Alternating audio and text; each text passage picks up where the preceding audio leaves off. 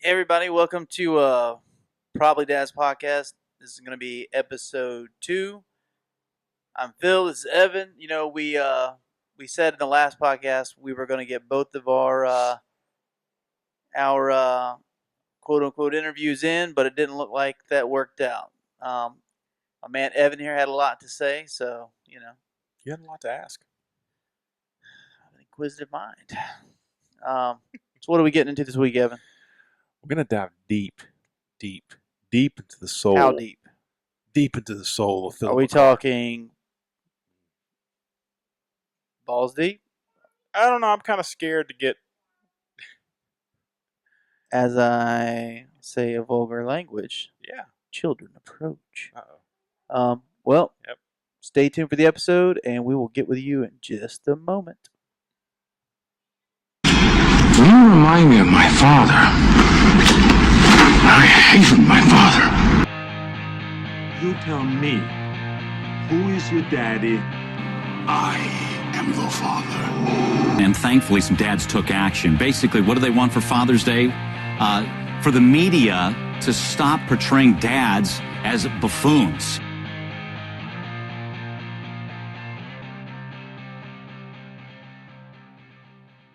All right, and we're back. Well, the big man here got his kids down for night, so I guess we're doing dad stuff. That's kind of how this works. We work all day. You do your father stuff when you have yours. I do the father stuff at mine. We try to slide this in at nighttime, weekends, in between breaks. When we can get it. That's the biggest balance. That's, golly, man, doing your time, whether it's the gym, whether it's just being alone in the bathroom, all those cliche dad like stigmas, I guess, Yeah, or the stigmatization of is stigmatization even a word? I don't know. No, okay. I mean, it's a word if enough people go with it. So if everybody wants to join in to make Evan feel better about that word, start using stigmatization, and so he's good. Thanks. No. It's just you watch movies, you hear, I guess, comics, and everybody else talk about the me time or the alone time. Me too. Well, yeah, no, not me too. Right. But basically saying, hey, when you have kids, that's all over with, and it's not a moment of peace. That is so true. Especially with more than one. Well, I mean, you have 2 now, and then you're like, let's make sure we got this thing on cruise control. Get a third in, because triangles are the strongest shapes in nature. So now you got 3, and now you got that good pyramid. You got, Sage being the puppet master over her 2 youngers. It'd be good. That'd be She's good, the boss. man. That's right. Yeah. All right. Well, let's jump right into this. Okay. So last night you did me. Whoa. Yeah. Phrasing. Well, it's on camera, so just so everybody's clear, there was no penetration, or at least there was no skin. Either. There was no skin-on-skin contact, so it doesn't count. No, I think you had some really good talking points with me. You did ask some really pointed questions, dug into my past, dug into my present and future. I was pretty impressed. Yeah. Good. So had a good flow to it. It had a good flow to it. Man, well, obviously it's easy for us to talk. We have a long friendship, as far as us going back. So, but I think we're both good talkers in general. Conversation comes natural between us, and I think that was the main reason we wanted to do this in the first place. But let's start. Let's start. Yeah. And go into where you're at now. Where am I at now? Yeah. Let's start career-wise. Just kind of delve into your career. All right. Yeah. So I mean, professional. Okay. Right now, I work for a like a national staffing agency as their corporate compliance officer. So, I work in coordination essentially with all the departments, developing various policies or procedures to make sure the company runs better. It was a really unique opportunity. It was a mom and pop shop for a long time. They grew exponentially over the last 6 or 7 years. They've been around for almost 30 now. They wrote 52,000 W-2s last year. I mean, it's a massive organization, 40 locations across the country. And, I mean, they had zero corporate infrastructure, like none, right? Yeah. So they've been building out this executive team, which I'm a part of, to give it some structure to where it's, uniform and it looks like the same company, whether you're in Dallas or Atlanta or in DC. It doesn't look like independent little franchises running wild. So essentially, I'm like a hall monitor, safety patrol, if you will, for the company, but I also make the rules. And when I do that, I work with our training staff and with the other executives, get it out to our people into the branches, and then I'll travel a couple of times a month all over the country to those various locations, um, Well, and when you audit that stuff. so when you started with this company, did this job evolve into what it is now for you, your position, Yeah. or This how did you this where did you position start? didn't create. It didn't exist, Mm. right? So I was working kind of in a management and operations role. I told you when I got out of law school, I didn't go to law school to be a lawyer. I still not a big fan of them. I mean, nothing against any lawyers out there listening, and I have my friends at law school, but I worked for a very prestigious firm when I got out of law school. I worked for a very prestigious firm while I was in law school. That was a very coveted position and beat out a lot of people to get. Um, and that whole blue blood ivory tower shit is not for me, man. Those people work 70, 80 hours a week, and my salary now versus what it was at my firm I left, literally, I was making double. I was working double the hours. So it was like just having two of my jobs now. It's miserable, right? Um, and that's great for some people if that's how you work. Like some people are cool with just sitting at the same office, same desk every day, and just grinding away.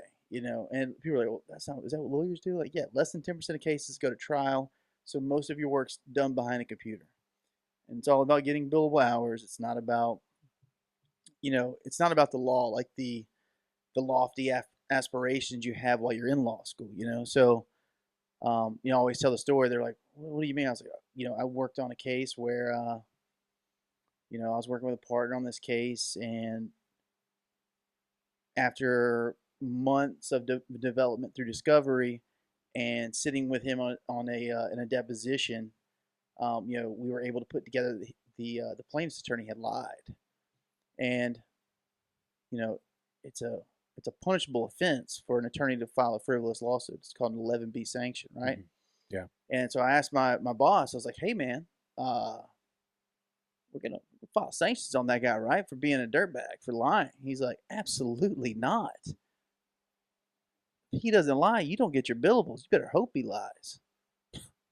And I'm like, I threw up a little bit in my mouth. I was like, "Oh, oh, oh," And I was just like, that was one time. In another instance, I worked corporate defense and mostly for insurance companies. Even second tier as bad faith. So the insurance company defense attorneys already lost, and we would go down this next level. But for one of the other firms I worked at, I was able to keep somebody from getting their survivor benefit. So like a man had died. The insurance company got sued from the owner of this big tower, right? He was working on, and he had an estranged son who lived across the country, and then that son's stepmom, who was the gentleman's wife, and they were attacking each other, being greedy over the survivor benefits, and just kind of having this family turmoil. And I found a way to use the law to knock them both out. Yeah. Right? Yeah. I couldn't unsee it. You know what I mean? Yeah. Like, you have a job to do your very best for your client, and to not do so would be essentially lying. Like if I saw something, I would know I was lying if I didn't put forth my best effort. And I brought it to my boss. I wrote it up. Brought it to my boss. I briefed it and brought it to my boss. And he's like, looked at me. He could tell I was like bummed out because I was about to hose this family. And he's like, it's not your fault they didn't hire a better attorney. I think that's gross. Somebody was entitled to that, but that is but that's the job, right? Yeah. Just because somebody's a talent doesn't mean they're going to get it, right? Yeah. People miss out on stuff every day. And attorneys' jobs are to, whoever their client is, to fight for their rights, to protect them, whether it's criminally or civilly, right? That's right. And being a ranger in the past, ex-military, and I've fought overseas, um, I don't fight for like that's screwing people over for money is not what I want to do with my life at all. Moral compass is pointing in a different direction. Yeah, like I mean, I know how much money I need to like live and be happy, and I don't need money that bad. Like once I get to that point, I'm good.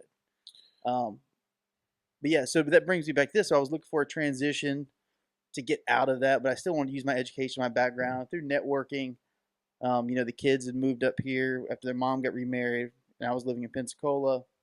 I had, worked as a operations management and kind of in a sales environment for an automotive group, an ownership group with them. And then I used that management experience and working in compliance and training and regulating, new staff members and whatnot to kind of build up my resume into this new role where I spoke with the vice president of the company. They're like, hey, we don't have a compliance department.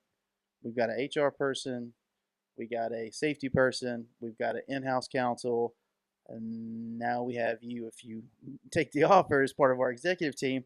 And so you'll work with them to develop, to help build out the structure, this internal structure of the company so we can get everybody on the same page and operating at maximum capacity. Yeah. So essentially they said, all right, so what do you want to do? Because there's nothing. So I created all this from ground, which was really great for me because I like the creative aspect of it. Yeah. It sounds super boring. They're like, so you're a nerd that writes rules all day and then make sure people follow the rules. I'm like, yes, but I also help these people do a good job. We're a staffing industry, right? So we're putting people to work. So you write 52,000 W's, we put 52,000 people to work last year, or roughly. Some people work different locations, but you get the idea. We put tens of thousands of people, on jobs who, if they're a staffing agency, it means they couldn't get work before. Right. Right. So we're doing good by doing good. There you go. So, and then on top of that, I had the opportunity to not be my own boss, but I only report to the two VPs of the company and the president, and they're just like, "What's your schedule going to be? What are you going to do?" Which is pretty cool, But I take it very seriously. When you get that kind of responsibility, you want to do a good job. It gives you more ownership of your work instead of just what I'm saying. Yeah. So it gives you more ownership of your work, and so you want to do better because it's your work. You're not being told to do somebody else's work. When you're creating it, rolling it out, training, it's your baby. You kind of want to take good care of it. And it's been a real blessing since I moved up here to be with my kids and landed that job. It's been really good. It's flexible, So that's what I'm doing now with that. So go back to what you were saying about coming in, building the groundwork. I'll add this is, I guess, kind of what I've understand. Yeah, it could be monotonous and just what some people would say. Oh, that just sounds like a horrible job. But building something from the ground up, adding structure to a company or a system that doesn't have much structure, not only allows for new growth, but also for new employment. And if it's a staffing agency and they're keeping people employed, you're coming up with better, innovative, or more innovative ideas, new ideas, whatever you call it. It's allowing for more growth in the company, which is allowing more jobs and I enjoy it. So if I'm doing my job right, I think that's the payoff. Oh, it's huge. Well, I mean, like the thing is, like we've become more efficient. And even that, I just make my staff's life easier because I went out and worked each of those jobs. Yeah. Like that's how I learned how to build the framework and write anything. I don't do anything that I haven't done. So I'm not, the most people can't stand the red tape, the corporate overlords that like have no idea about the job you do, and they're trying to tell you how to do it, and you're like, no,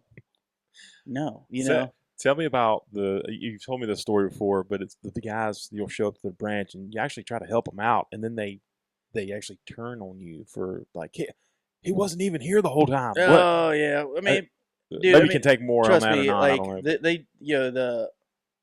the the high ups, my bosses, the VPs, and like they laugh. They call me, the popo. I'm the police. Yeah.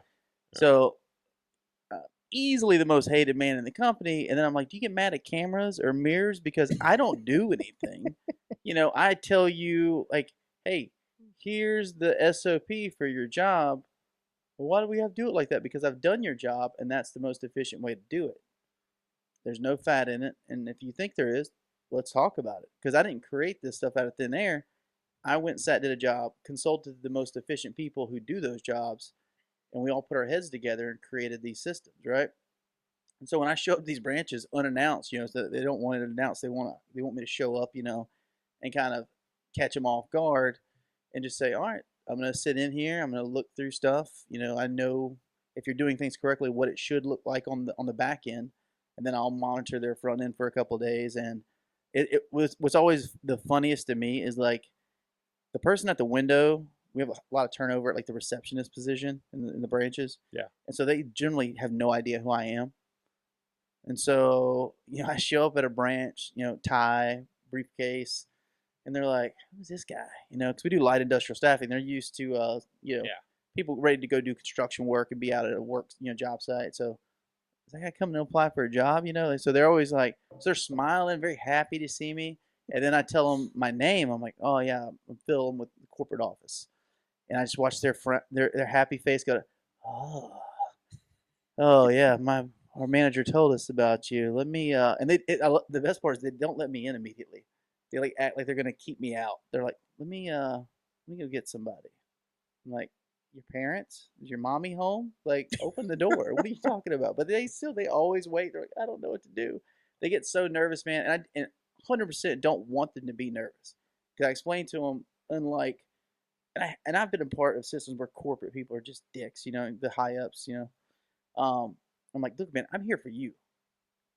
Like, I'm here for you. Like, Make you better. Yeah, corporate infrastructure is only there to support the field. Like, that's all it's meant to do. Yeah.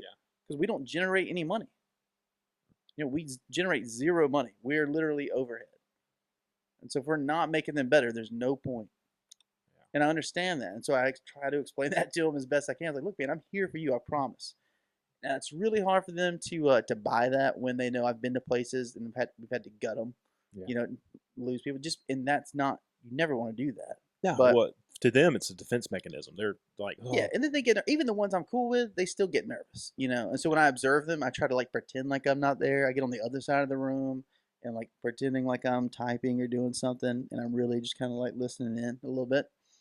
But yeah, man, it's pretty great though because as a parasitic benefit to it, I travel to all of our locations are in major cities, big cities, fun cities, right? Yeah, there's times I call you and you're like, I'm in Dallas or Houston, yeah. Atlanta, So Tampa, how far west do you go? San Diego, really, all the way west. And being in the military, you met people from all over the country and all over the world, as did I. And then on top of that, being in law school, there are people from all over the country there. So I've got friends in every city I go to, which is pretty great. So I just I roll into a city, or I'll give them a heads up. Hey man, I'm gonna be in town. This day through this day, you guys want to catch up, do dinner, grab some drinks? Yeah, sounds good. So it's been fun. It does get a little old sometimes because I'm never really at home. It's go, go, go, go, go. I'm at home 2.5 weeks out of the month. So I pay for a house I essentially curate.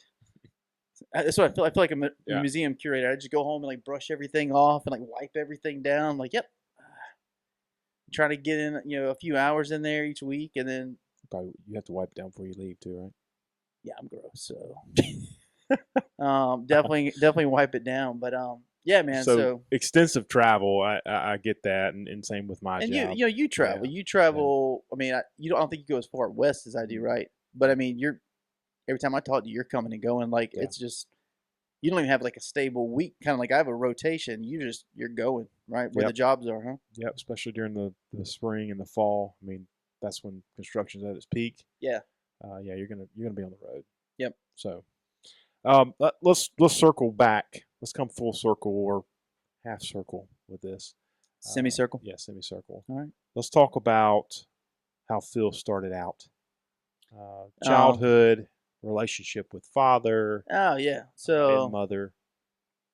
You know, we grew up in Mobile. I'm gonna throw a curveball your way. We got Give me a brief background on Carl, your dad. Big Carl. Yeah, Big Carl. Uh, Childhood. I know he's adopted. yeah, adopted. Hard worker. I've never seen anybody that carries a responsibility and like angry, but never raises the issue of the responsibility. Like never brings it up. Pissy, bitchy. Like me and him, and I told you about like respected my dad. You know, he was tough. Like he was never good with emotions or whatever. So he's never He is now. complained about Oh no, not being not back in the day. adopted and Oh, use hell that as no. kind of a crutch. Yeah, Hell I no. get that. Hell I'm no. giving them something to Hell no. Like think on. He and his brother were both adopted, right? And by my grandmother, and they were actual brothers in the adoption place or whatever. She got them both at the same time, but he was like a year older, so he was still like an infant there. Was she married at the time? Yeah, yeah. I Okay. don't think she used to have kids though. I never really brought it up 'cause it's probably a sensitive subject. Yeah. Um, and I think when they were like early teens, like maybe 11 or 12, she sprung it on them that they were adopted. Because And she she's got still living too, correct? 93, Yeah, dude. cuts her own grass, splits her own wood, hits the garden, like doesn't. She's good, dude. She volunteers to help like older people. She does she still drives, so she does Meals on Wheels at 93 Yeah. and takes care of like people who are like in their 60s and like shit, like they Yeah. gotta feel like garbage. I know. When a 93-year-old lady shows up to take care of you and you're 30 years younger than her, like, but she exercises every day. She's got. We had to replace her exercise bike. She wore the bearings out in the other one. Like, did she just stay? And she always jokes. She's like, Philip, if I stop, I'll get old. If I stop moving, I'll Yeah. get old. That's true. That's her. That's the way she approaches it. And she has a full day. She packs her day full. 8 to 5 every day. Does your dad have that same approach? Yeah, Is he- my dad's a worker. I know he's busy. He stays busy. He's worked at the same factory for 40 years. Yeah. I was like, you could have retired somewhere. You could have retired there and retired. But he's part of that baby boomer generation where if you get a good factory job, Yeah. you don't do shit. Like that's your job. You're lucky to have it. Don't you think about going anywhere else, and you keep your ass right there and you work. Put your nose down. You work your shifts. It's kind of a blind loyalty, I guess you'd Yeah, say. Or honestly, I think he likes it. Like he's comfortable with less variety. Like I differ a lot from him, and as I've gotten older, I've seen more similarities, like little things that he's never. he's not a risk taker. I mean, he is and he isn't. Yeah. Like he's always rode a motorcycle. Like, he's got this side to him That's that true. he's Yeah, I never. forgot about the motorcycle. He never. Yeah, like he used to pick me up from school. I was like 3 and 4, just put me on the tank of the bike, and he's had a motorcycle since he was 14 years old. And he's 6 of them now, and he just quit riding because he got hurt, and he can't really ride anymore. Yeah. That's why I got his bike now. But I grew up riding a motorcycle, but he's had one since he was 14. Always into hot rods and cars and stuff. But and he had his brother, but my dad took the adoption thing. He's like, that's not my mom. Your mom. You raised me. Yeah. I guess my uncle didn't take it as well, and just like they were close, but they both had their issues and things happened. My brother ended up going kind of like he'd get into some shit. Your uncle? Yeah. He's passed away now. I guess he would get into some shit. He just had like some anger issues, find himself on the wrong side of a situation, and ended up in a kind of rough situation. And from what I know, he was still young, like 17 or 18, arguing with somebody he was working with. Allegedly, the guy was trying to get him to do some like heavy drugs, and they were just smoking pot or something out by a creek.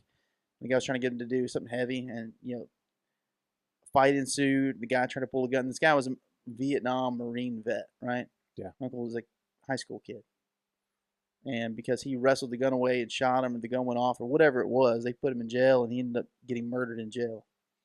Holy crap! I didn't know that. Yeah. So it was pretty rough. That happened when I was like probably 4, 5. Dang. Yeah. Where was he at? What? The one on TV. Oh, the locked up one. yeah. See, yeah.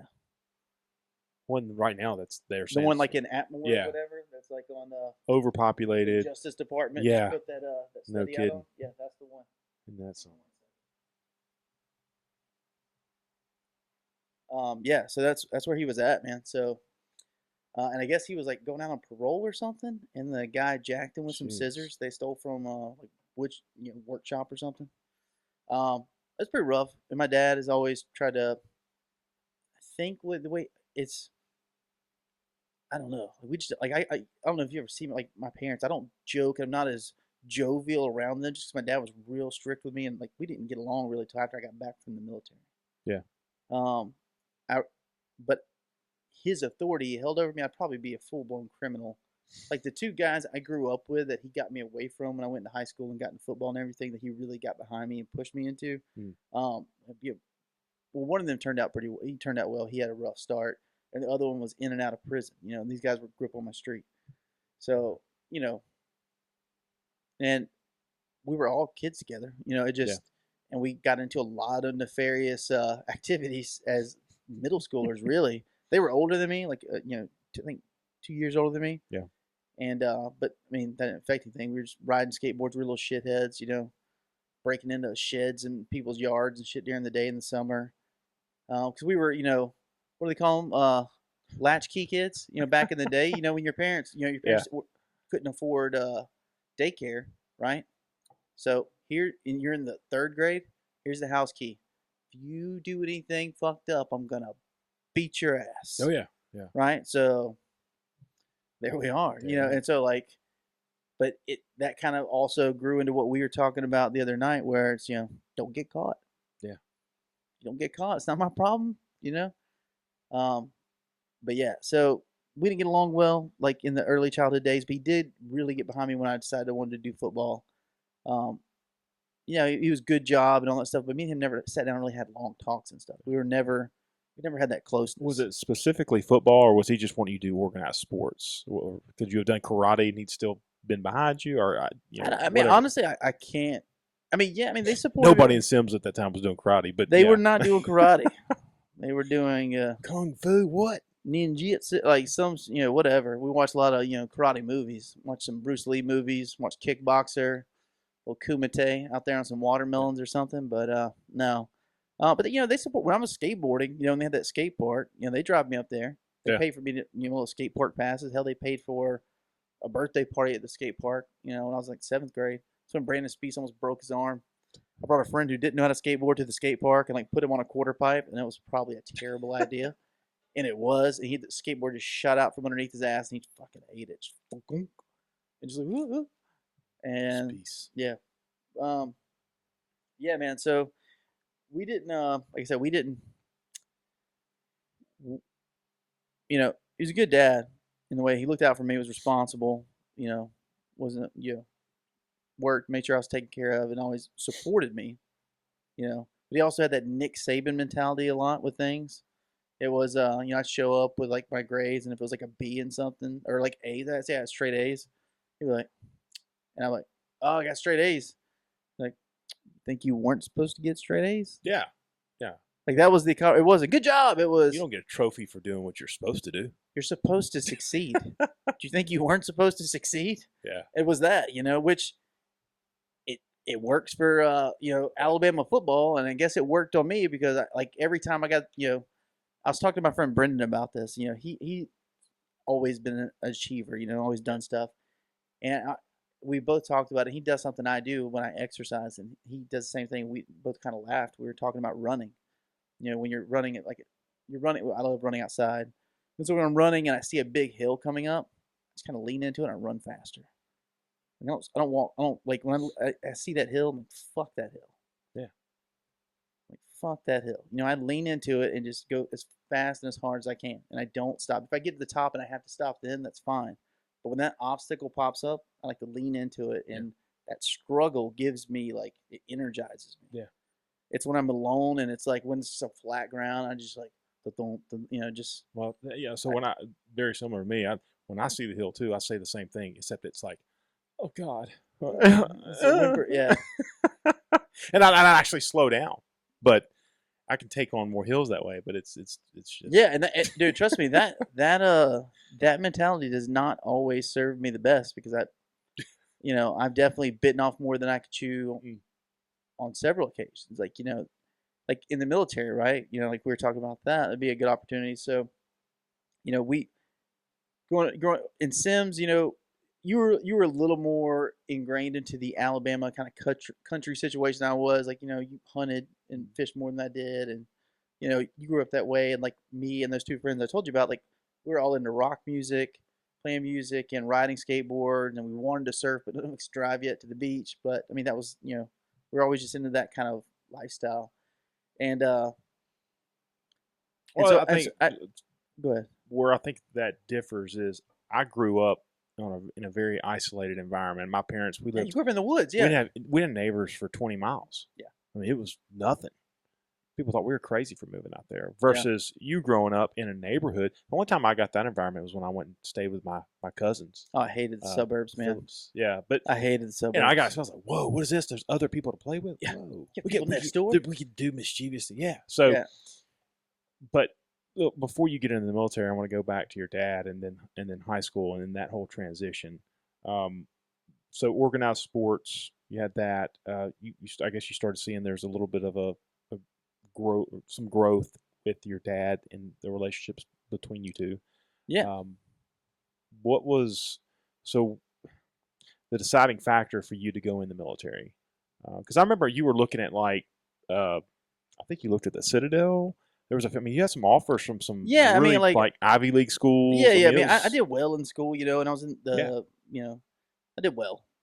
I didn't apply myself, and I realized that I could literally just breeze through standard curriculums, not even try, and at the very worst get a B.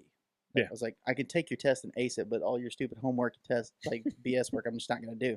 Because I didn't care enough. And I had no goal or no aspirations on a career at that time. I just wanted to get out of Sims, Alabama. Yeah. And we all had a great group of friends back then, but I had this urge to go explore.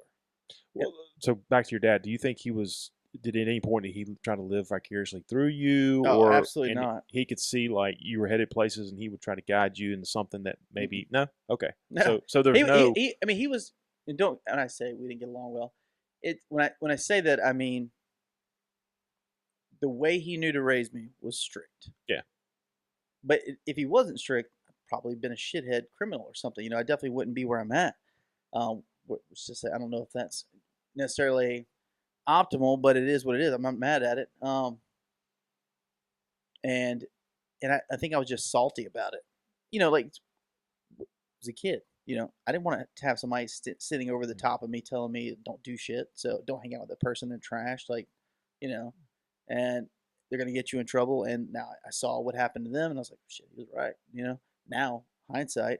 So I think it was more of my saltiness, to him raising me.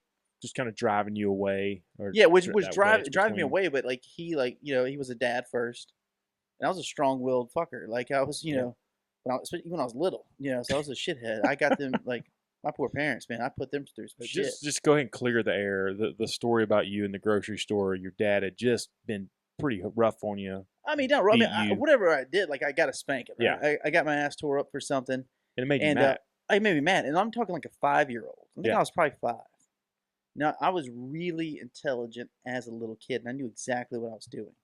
I had DHR called to my parents when I was 3 in pre-K because I was trying to get out of getting bad, teacher notes. So I told the teacher, you can't give me more bad notes because if you do, my parents will keep beating me and choking me.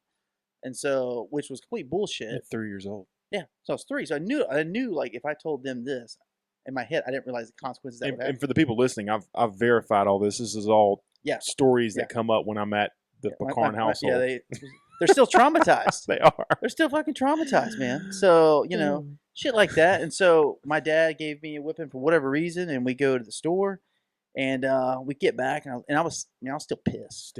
Still steaming. I wasn't letting that shit go. We got back, and I knew. I don't know how I knew it would affect my mother in an adverse way. Maybe something I saw on TV. I was like, hey, Mom, who was that lady Dad was kissing at the store? Oh. And, dude, she still has a little, I think she's suspicion. got like a little hair of a suspicion. Like, was he bullshitting? You know, like I mean, I was like, you get me, I'm gonna get you back. Yeah. I tore up his probably around the same age. I was being a shithead on Christmas Day morning over at my grandparents, and he had just got a new camper topper on the back of his truck. Yeah. And like I got my butt tore up for something, went outside, climbed my little ass in the back of his truck, and took his claw hammer and just carved up the windows in his new camper. Oh. And like I can almost remember, you know, him. You need to get that? Yeah. Go ahead. Yep. So I'll just keep on this story till you get back. So Evan has to go do some dad stuff. I don't know if we told you, but obviously this studio is in the corner of his garage, and the Evan's wife is at the store, or I think she's at like maybe a church meeting or something. And so he's got the kiddos. They're down. He's got a monitor on them, but his daughter's pretty good at sneaking about. Yeah, so I'm gonna finish that story because Evan's heard it probably a bunch of times from my parents. Where was I at with it? Oh yeah, claw hammer, tearing up my dad's truck, and then the whole kissing story with mom story and all that. Trying to get my dad in trouble, trying to get even with him. If you could imagine that same kind of just that grit, that bite down, like even at a young age, that fuck you some people have in them. Like, you can't tell me the stove is hot. I got to touch it. And if you pop my hand away, I'm just going to you know, I didn't respond well to the strictness. Like now with my own kids, I try to coach them a little. Like, I've taken a different approach, just because my son has a lot of me in him. I don't have to deal with that with my daughter, but my son he's just like me. So, you know, trying to trying corporal punishment to make him understand things or make him follow, rules or guidelines to keep him safe and what you think is the right way. I don't go that road. Just because I know it didn't work for me, and when he was little, um, I saw it really wasn't working for him. So I evolved from little swats on his butt to holding, like going into the corner with him. So we go timeout, and I'd actually, instead of giving it an arbitrary time, I'd say, all right, we got 2 minutes. And I'd sit there with him because he wouldn't just sit there by himself. I mean, even at like 4 or 5 years old, he wouldn't sit there by himself. So I'd go in the corner with him, and I'd have to hold him there and just hold his little ass. He's fussing, fighting, and I'm not. I'm just keeping him there. I'm just letting him know, like, I'm a bigger creature than you. I'm in charge of you. This is what we're doing because you can't behave. And I try to use that as he's gotten older. He's really good now. Like, he's definitely turned a corner. He's got a lot of that. He loves to laugh, and he's kind of mischievous like me. My friends always say I've got like a shit-eating grin a lot of times before I do something silly or not very adult-like. And he definitely has that same grin. I got called by his school when he thought a good prank would be to, they put these little kids in a line, and they walk to the water fountains, and they're supposed to get the water, get a drink of water before they go back to class, and they sit at their little, activity tables in their kindergarten classes. And from what I understand, he had pretended like he drank the water, but he did not, in fact, drink the water, and he had kept it in his mouth and just didn't talk and just had his mouth, like a bubble. And he proceeded to go back to class with the rest of the students, sits down at his desk, and then because when I talked to him after the fact, he thought it would be super funny. He didn't think about, obviously he's a little short-sighted, being a 5-year-old, not knowing the impact, how much trouble he was going to get into, nor how upset he would make the other kid when he leaned back and turned his face into a water fountain and spit a arc of water onto the child across from him. Yeah. So apparently he was laughing. The teacher lost her mind, and principal, the whole deal. So he's as mischievous as I was, about the same age. I mean, just too clever for his own good and enjoys a good time, more than the average bear. I remember I took my daughter and him to spring break last year, the year before, which means he was 5. And I let them play with my phone. I've got games on there or whatever, and they had got up before I did. And it was just me and those two, like it always is, just the three of us. And so we're down at the beach for spring break. Shout out to my friend Brendan for letting us use his condo. It's very, very nice of him. So I wake up and my daughter's laughing. She's like, "Daddy, Liam's on your phone." I'm like, what do you mean he's on my phone? How did he get on my phone? My phone is obviously, it's fingerprint locked. And just like in that, that commercial with, the girlfriend trying to get her boyfriend into her boyfriend's phone, and he like used his toe.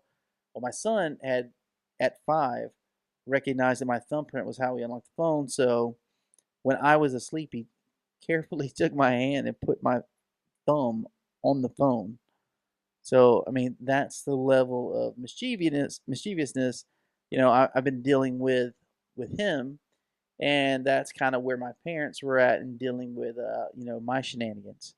And with that, they I put them through quite a bit with that, and I just always in trouble in elementary school for talking and yapping.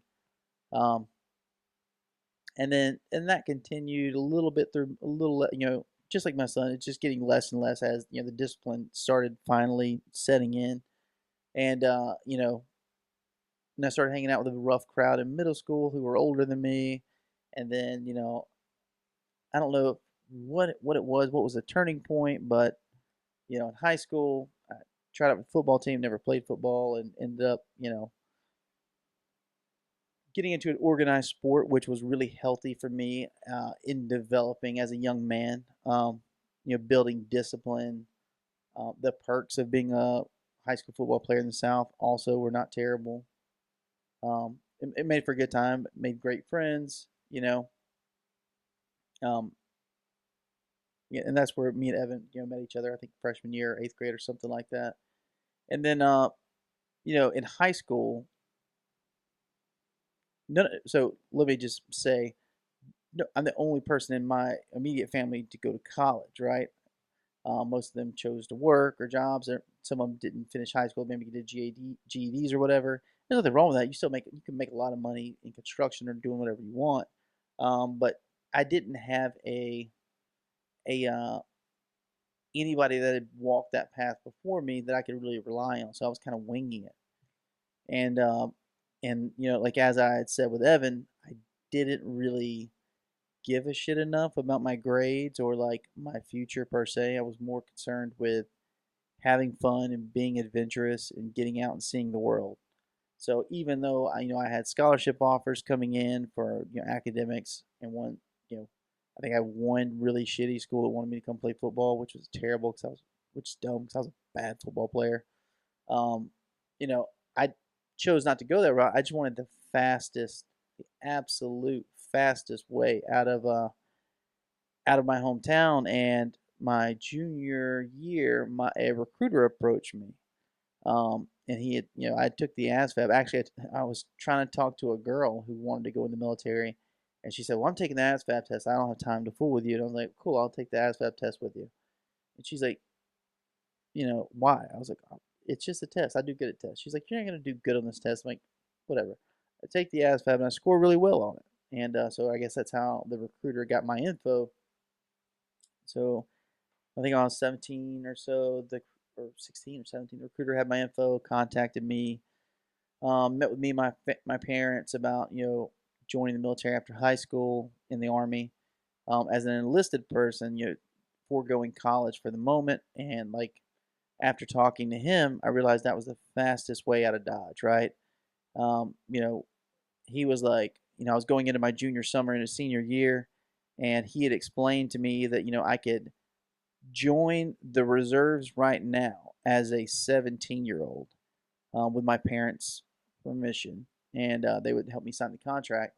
And I could join the reserves right now, and then go into the reserves and just drill on the weekends like I was a reservist, even not even having gone to basic training or AIT or any of those aspects, just being enlisted, and then have a delayed entry on the basic and everything for the next summer. But he the recruiter was kind of shady in the way that like he didn't tell the reserve unit that I had plans of going active duty. So for my whole senior year of high school, I was drilling, 1 week in a month with this reserve unit. Had no idea what the military is about. They were kind of teaching me on the fly, got me some BDUs. I mean, hindsight, I can't believe they let people do that, but they did. And I thought I was hot shit because I was in the military and in high school, and so people thought that was kind of a big deal. I know I did, and I acted like it was, even though I realized it didn't mean shit. And as we talked about with Evan in the previous episode, I definitely exploited the fact that I was in the military to gain certain liberties with store clerks at liquor stores or at gas stations for beer. Hell, even some of my friends who had already graduated high school that weren't 21 yet, I was buying alcohol for them. Um, Probably helped that I have the 5 head. I have this big forehead you've seen on the other videos. It looks like my hair is running away from my face, but it's actually just a massive forehead. I've had it my whole life, and you shouldn't make fun of it if you are. Like I said, my old roommate was a male model, and now he's bald because he made fun of my hair. So get your ha-has in at your own risk. Oh, look who decided to join us back. All right. So here in a minute. Oh, actually, yeah, go ahead, crack me one. So I'll catch Evan up to where we are. Evan, we have gone through high school. We have laid out those childhood stories. I've explained how I ended up taking the ASVAB in high school and met the recruiter who got me into the reserve unit junior year, which allowed me to be in the Army technically our senior year. Delicious. And through that, I exploited my pseudo military pre, graduation career by using my green reserve ID to get us alcohol and everybody else alcohol, and being kind of a dirtbag about it. But what do you expect from a 17-year-old? So there you go. I was just saying that I can't believe they actually let kids do that. It's a terrible idea. I'm proof. But we didn't die, so there's that. Killed And a few early stage brain cells. But yeah, for sure, not the best move. And then so I'm kind of leading into leaving for the military right now. So, like I explained, the fastest way out was enlisting with the Army. After talking to the recruiter, and how many different branches did you look into? I looked at the Navy had I was going to go to an ROTC scholarship, and I wanted to go to I wanted to get as far away. I wanted to go to UCLA. I was like, yeah, they had a great program out there. And I was like, but then like the Army guy and that was like, it was iffy. I had to do all this extra like work. Wasn't in the work. So I was like, fuck it. I was like, Army guy, what do I got to do? He's like, you gotta do shit. You sign this paperwork, dog. We'll put you on a bus out of here. Now, probably 3 or 4 days after we graduated, I was on that bus, right? I was gone. Yeah, it was pretty quick. It was less than a week. So less than a week, I'm on a bus out of Mobile, Alabama, to the MEP station in Montgomery, and military entrance processing station. And then from there, I got bussed over to Fort Benning. Now, the significance of the bus is that, my parents weren't, we weren't super wealthy. We weren't poor. They worked hard, but, we were middle class, maybe lower middle class, whatever you want to call it.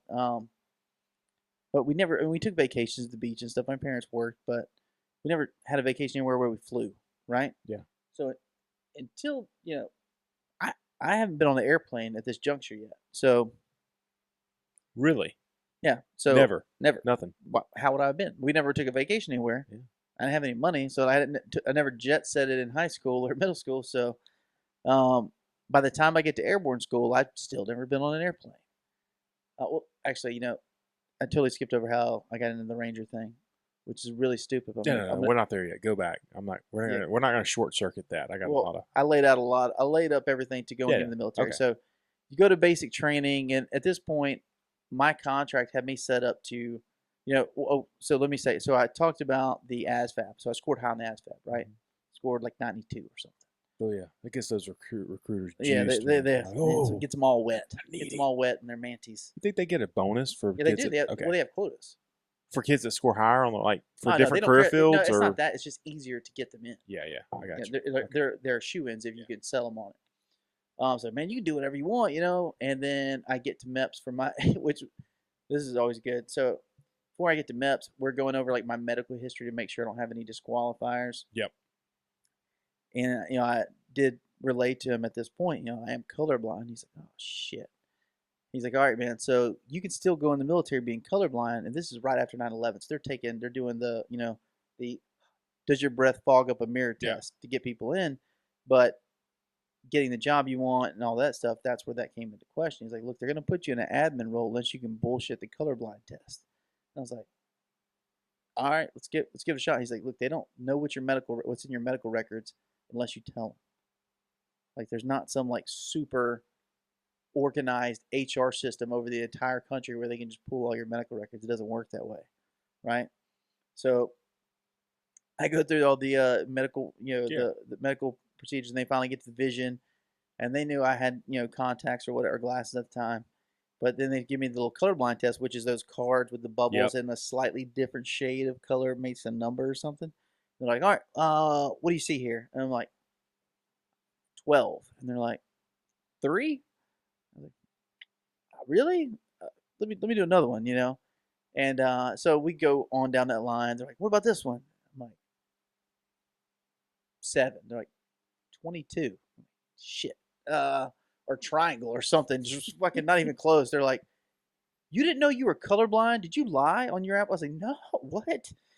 Absolutely not. No. I gotta call my mom. This is serious. I can't see. They're like, they knew I was full of shit, but they didn't have any.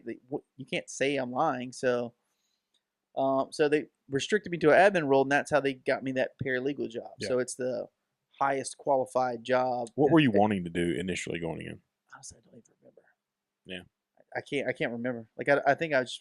Was it anything cooler than a ranger? Was it like you didn't? Well, I didn't start out with the ranger thing. Remember, like I had no aspirations of combat. Right. I was doing it just to get the fuck out. Like I wanted to go to Germany. Like that was the thing I said. I'm not signing a contract unless you can put Germany on there. Like I want to go to Europe and party my dick off and explore Europe. That's what I wanted to do. I fucking want to do that. Wow. And so we got it right. So if you fulfill all your contract requirements, you're guaranteed to get a slot, right? Or you pick 3. You pick 3. Dream sheet. Yeah, your dream sheet. So that was the goal. And then I remember going to basic, and it was cool. I got really into like it clicked me back into that organized sports mentality because I ended up going to Fort Benning, even though I had a soft skill job. They sent me to the home of the infantry, I guess, because it was closest, whatever. That's where you did basic. That's where I did basic. That's home of the infantry, and so I go through basic training with all these like just guys, no females, and I was super I just snapped back into like organized sports and just camaraderie and all this kind of shit. And then they shipped me up for AIT, which is Advanced Individual Training, after I graduated basic, which was in Fort Jackson, which was still a bus, And I remember in basic though, I watched a movie called Basic. Yeah, I remember with that. With John Travolta, maybe one of the cheesiest, and I don't even think they had a military advisor on that fucking movie, other than like John Travolta. They went to like an Army Navy store and bought like uniforms. That's about as far as they went. But I remember like the underlying premise, and I'd seen Black Hawk Down. I knew about the Rangers from that, but I just thought the coolest fucking thing I'd ever seen was when Travolta was like interviewing this guy, this like spook unit, and it was all hardcore. And the guy, John Travolta bet the chick that he'd get the guy to talk without even him saying a word. And he goes in, the guy's like, fuck you, man, I'm not talking to you. And he just takes his sleeve and rolls it up, and he had a big Ranger scroll on his forearm. And the guy just sat back down. He's like, all right, man. And he looked at the window because he won his bet. And I was like, that's fucking badass. And so they just talked, just hyped up the whole Ranger. I just thought it was the coolest thing to where, like you said, that instant credibility with hard motherfuckers just by showing them like what you belong to. And I was like, I want to do that. And I didn't know there was any possible way for me to do that because I had been told, because I was colorblind, I was restricted to an admin role, right? Well, Fast forward to Fort Jackson, rolling through. And by the way, and no offense to women in the military, I had nothing against you, but it was like summer camp. It was like co-ed summer camp. Everybody was treated with kitty gloves. Everybody was a baby and whining. It sucked really bad. And not every, and it just So from Benning to Jackson, the I was experience is just like, totally different. ooh, Yeah. they call it relaxing Jackson. I went Yeah. from Sand Hill, home of the infantry, to a place they literally call relaxing Yeah. Jackson. Yeah. I So got you. I was like, gross. I do not want to fucking do this, man. And then out of nowhere, just by the good luck, um, so the Ranger units back then, they didn't have these like attachment companies that they have now, these support companies. Yeah. The way they did it, like if you've seen Black Hawk Down, like Ewan McGregor's character, he's like, "Will you type? How do Rangers type?" He's like, "Well, I Ranger and I type," and he ends up being like in the firefight and all this. The whole idea was, instead of having an attachment company with kind of outsiders that hadn't been through the crucible with you, Yeah. you take some soft skill dudes who are badasses and just ended up in the soft skill thing. You go try to recruit some dudes to be Rangers from those soft skills, and then now you've got dudes who are secondary. Yeah. Rangers. You got a full self-supporting unit at that Dude, point. our cooks I think when I was going through RIP, and I don't know if it was bullshit, they said the cooks in 3rd Bat had the highest, kill count, on deployment because, they weren't cooking overseas and fucking rangering up.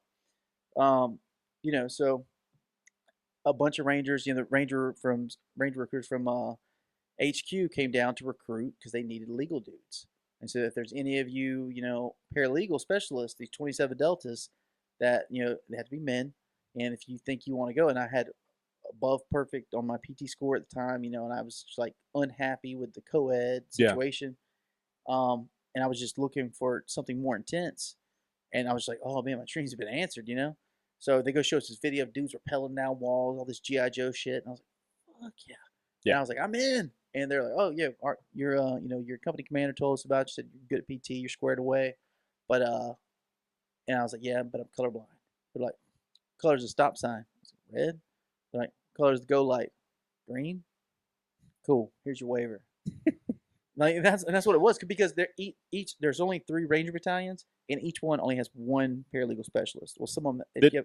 So other than the movie Basic, did you know kind of the history of the Rangers? I didn't know the history. Okay. I had seen Black Hawk Down. Yeah. And I just seeing that, I knew, like, if you don't know about war, I mean, it's still a very intense movie. And obviously as a teenager, I couldn't wrap my head around the gravity of war at the time, right? Black Hawk Down? Yeah. Yeah, dude. It's so intense now, and now it hits me very differently now because I've met some of those guys, So, yeah. So they're like, dude, we can get you a waiver. Don't worry about that shit. So we'll get you down to airborne school. Then you'll go to RIP, which was Ranger selection back, and it was by the way, I got the last 3-week RIP class. Now it's this big long thing. It's on the Discovery Channel, and the class we had was just a nut grinder. But so they bust me back from Columbia, South Carolina, back to Fort Benning to airborne school. And they line us all up. Now, so we're from Benning to Jackson, back to Benning. Back to Benning, yeah. Gotcha. At all buses, right? So I still haven't been on an airplane.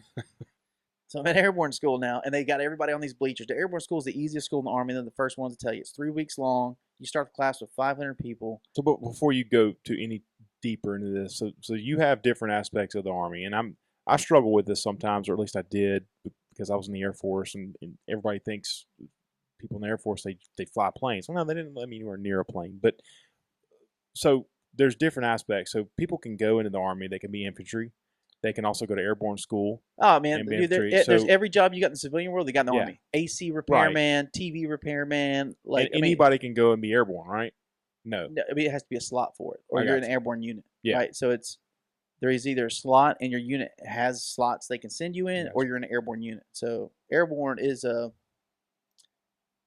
it's based on the needs of your unit, essentially, right? So to get this Ranger contract I got, I had to go to airborne, obviously, because airborne Rangers, right? Yep. So get down there, they put us all up in these bleachers. They're like, all right, we know there's some hillbilly Amish fucker out here ain't never been in an airplane.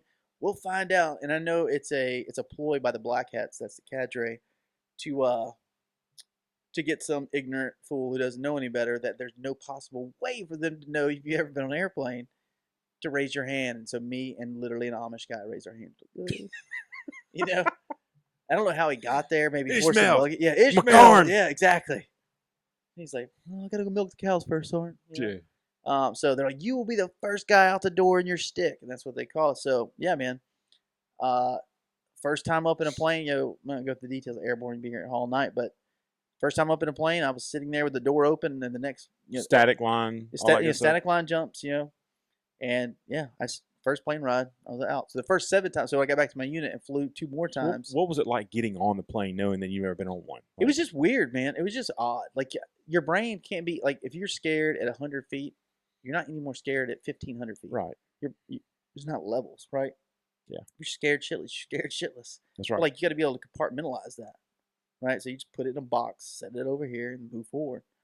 And so flew, did that, did airborne, and then made it, and then fucking did Rip Cadre come down there and Rip selections down the hill, just up the hill from airborne, and they come and just rip your ass apart. And that was a RIP? What was that? Ranger Indoctrination Program. Okay.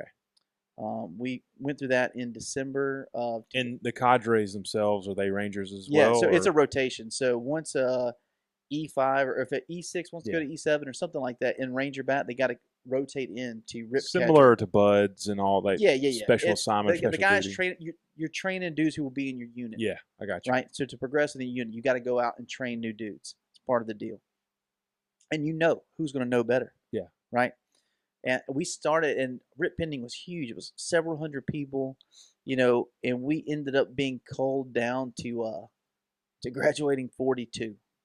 So the attrition rates, over 3 weeks. And you got to think, all these people have already been through basic and all their training, all their individual training plus airborne school, and it got culled down to 42 on graduation day. I had immersion foot. My foot was splitting open. I had blood pouring through my jungle boots. I got to have feeling in my foot for like a month. Yeah, it was tough, man. It was raining and it was cold. I remember low crawling through a puddle because the ground's still a little bit warmer in the south. You don't really get that snow. So it's raining. It's below freezing. But the ground's still warm. So the puddles on the ground haven't quite frozen over. So they're making us low crawl through these puddles. And I remember going in the puddle and it was warmer than the air temp. And I was like, oh, this is going to be bad. Yeah. So when I came up out of the puddle, I was like, oh, shit, And we would be in formation when cadre weren't looking. We like to put our hands in our pockets because we weren't allowed to wear winter weather gear. So we're wearing summer BDUs with a t-shirt, no undies, and just boots. So we're freezing our dicks off. And so they made us sew our pockets shut. Which was, my mom cried when she saw that. Like when I was done with everything and I came back home, washed my stuff before I got ready to move out to my unit. She was washing my clothes for me. And she got to my BDUs. She goes, what's going on with your pockets? And I was like, they're sewed shut. Your pockets? What? Who sewed? We had to sew them. Why? We were cold and we were putting our hands in our pockets too much, and so the cadre made us sew them shut. Oh, that grips Mama's heartstrings. Dude, right it there. got her. She's like, that's so mean. Oh, my baby. Yeah, my baby. And so, we moved up to, and at this point, parents are super proud of me and, just doing the military thing, get up to my unit in Seattle. So, wait a minute, back up. So, the guys you were in RIP school or in RIP with, yeah. RIP with, right. Those guys being such an elite unit within the Army, how many of those guys do you think you remain friends with? And then I'm still close with a lot of them. Well, so from RIP, and then the guys you were stationed with, all yeah, over the world. we're friends with a lot of those guys, man, because struggle anything. But it's a small community. Oh, I think we're the smallest special ops unit. So then you see, there's like 8,000 active Navy SEALs. There's only like 2,000 or 3,000 Rangers. Yeah, put it that way. There's like 15,000 Green Berets. So really, yeah, it's huge. They've got like I didn't know there was that many Navy SEALs. Oh, there's a shit ton. They have a ton of teams, dude. They're all over the place. There's only one, not all of them are, DevGru, which is, SEAL Team 6. Yeah. The rest of them are, they're operators, but they're not, it's not like that. And we're not hot shit. We're not heavy intel. Like we're the legwork, we're the grunt work. We're the door kickers. Yeah. It's, if you remember Black Hawk Down, like, he was talking, the captain for the Rangers were talking to the Delta guy who was being kind of snotty. He's like, you guys may think you're hot shit, but when the game's on the line, you need our running backs. You need our Rangers to get you in there, right? My finger is the safety. Yeah. I remember that. Yeah. Got my safety right here, boss. Yeah. And, shit. I went through RIP in 03, and you went with me in 2013 to that summer out to visit Brandon, Yeah. who went through RIP with me. Yeah. So a decade later, and I've been out in the Army since 05, Yeah. the very end of 05. You went with me to Texas to visit one of the guys I went Yeah, through that no, training with. So you see how close we are. Like we, the bond, the camaraderie, all that. I'm just, Yeah. I guess what I was saying was to kind of measure it was you graduate RIP or get out of RIP, 45 of you, still, even all over the world, it's still a small oh community. yeah, well, there's only three You three still see those battalions. guys within the Army, I guess. Yeah, So I mean, I follow them with social media, which is why social media has been great for stuff like that because Yeah. you can't keep track of all these people, and guys, people you're close with in the unit, like my friend John, right? Mhm. And I'm sure I've told you stories about Gendron, but he, we became buddies, man. Just clicked really well together, and his wife was great. Like he was one of us that were married, so we'd all pile up over at their house on holidays. I was making less than $1,000 a month. I was at E3. I can't fly home on holidays. My parents didn't have money to fly out and see me, and so all of us were in that position. We're all junior enlisted dudes with no damn money, so we can't go see our families. So the friends of ours who were married at incredibly young ages, we pile up over at It their became little, your family. yeah, You they know, became our family, yeah. just extended family. So Christmas, like they put their kids down to sleep, and we would just raise hell. We've had some very interesting pictures from those days. It was a lot of fun, man. We all really close. Who sharpied my kid's face? Yeah, no, Speak up. and dude, what one of the kids, like I think Peyton was probably 3 or 4 when I first started hanging out with John and his wife, and like he's graduating college, not college, but high school this year. Getting ready to play. He's playing college ball. Oh man, it's crazy. I'm like, damn, dude. We used to take him to like Mariners games when he was. We yeah. we would totally peddle his little cute son to get us better seats. Oh yeah. So we could buy like cheap nosebleed seats at the Mariners games, and then we would like hang out around like that lower deck by like the first baseline where the little usher is. Yeah. They're like, is that little guy with you? We're like, yeah. Bring him on down here. Yes, come on down. I got some seats down here. Come on. Yeah, it let us get down there, which is always really cool. But yeah, so ended up being the legal guy for battalion. There in Ranger Bat, and So this is in Seattle. yeah, and So you left RIP, Seattle, had some leave at home, all that good stuff. And I think we saw each other between then. But so from RIP to Seattle, how long was it before you deployed? 3 months. I was going to say it was a really quick. Well, it's turnaround. crazy, because like I remember in basic training, I'd heard about Pat Tillman, the NFL Yeah. star that gave it all up to go be a Ranger in the Army, and he was like the poster boy for the Army back then. And then when when you get to a new unit, you get to that base, you actually don't go straight to your unit. You go to like a reception hall, Yeah. where they get all your paperwork set up Yeah. and get you all set up, and then a couple days later, you'll actually push down to your unit. And so I got there with Brandon and with Derek and my other Ranger buddies, get ready to go to second bat. And you want to get your BDUs sharp. You want to look sharp that first day was your uniform. Yeah. So you go over to the cleaners across the way in Tillicum, but it was Tillicum. And I'm at the place getting my BDUs or whatever, and I see this like pretty jacked dude, like shaved head, getting his BDUs in front of me. I see the Ranger scroll. I'm like, oh shit, because I have this like fear of like any like Rangers higher ranking than me because I've been getting my ass smoked for the last 3 weeks. And I see the name tape, and it's Tillman. So this is the first Ranger I actually met in my unit was Pat Tillman because I knew Pat was in second bat. Yeah. And I was like, holy shit! And I just like, even though I didn't want to say something, it just instinctively like fanboyed out. It was like, holy shit, you're Pat Tillman. He turned around, oh, what's up, man? I was like, hey man, I'm sorry. I was like, sorry, Corporal. He's like, no, fucking relax, dude. Yeah. Yeah. I was like, You're still gun shy. oh yeah, Yeah, I was for like, sure. And he's like, no, dude, what's up? I was like, I'm at reception. Get ready to come down second bat. All this stuff. He's like, oh man, just was super cool and cordial. Just said what's up. It's like, you're enjoy it. We're a solid unit. We're tight. Just get ready to go get some. Just pep talk kind of shit. And he's the first guy I met. And then my first deployment's when he got killed. I wear him here. Him and Star. Yeah. So I've seen you wear that. Now I asked you a few times, but so the band you wear on your arm, that's it's a KIA bracelet. So it's got Pat on there and Stahl, who was with our class that went through, get to RIP, get to second bat. And he was same age as me. Yeah. He got hit in IED, killed later that year, actually in September. Yeah, September. And it was just I wear these guys, just reminds me, like Yeah. do good, do better. Yeah. You know, and there, you know, So to frame this all up, from the time you joined, we got to basic till reception. How big of a time frame is that? That's pretty quick. It's less than a year. I was less than a year, dude. Less than a year. So before, so before the spring break of like if I'd failed school, Yeah. like the spring break of high school the next year after I graduated hadn't even came yet before I was in Afghanistan. Yeah. So I'll never forget being like in Afghanistan, like in these mountains, and that back in Afghanistan back then was just HESCO walls, Bagram Oh, airfield. There was no structure. It was just The Wild JSOC, West, right? man. Yeah. Yeah, it was a private spec ops war. That was it. There was nobody there. It was just us. Right? So hold on before you go into that. So you got to reception, Seattle, which was Fort Lewis. Lewis.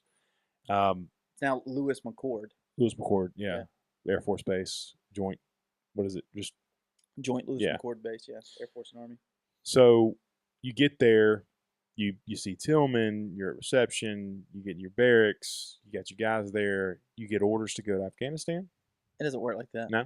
Like not in our unit. Like we just, you get down there and you just keep your head down as a new dude and you just get told what's up. Like, hey man, our rotation's coming up or we're doing a surge or something like that. And that it's been doled out like it's your turn to go. Or Yeah. they're trying, or like the greater strategy is they're expecting just one unit over there right now. So we're going to surge them and try to get this list of killer capture, shitheads.